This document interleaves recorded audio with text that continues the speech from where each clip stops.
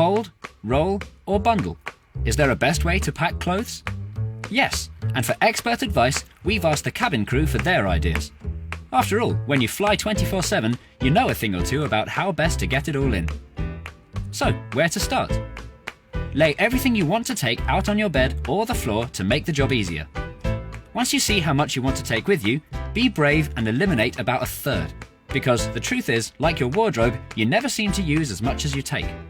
And that will make the job a whole lot easier. Here's how to do it and arrive with as few wrinkles as possible. Start with your shoes. Stuff underwear or socks inside to both hold the shape of your shoe and use every square inch of space.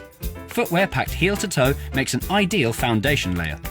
Once your shoes are firmly in place, fill awkward gaps with very soft items such as t-shirts, jerseys, socks or tights.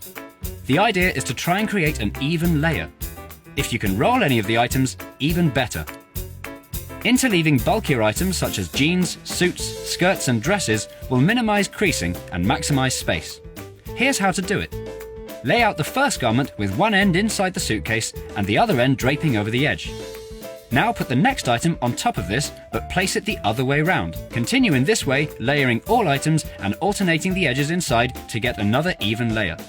Finally, one by one, fold the garments back in. Don't include your collared shirts in this process. We'll show you how to pack these shortly.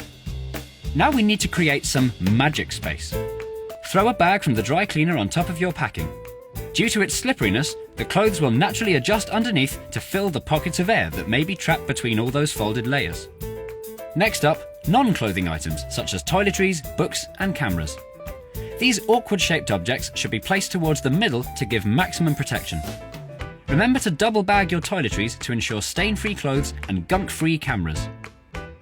Top tip: instead of rolling belts up, save space by slipping them along the inside edge of your case.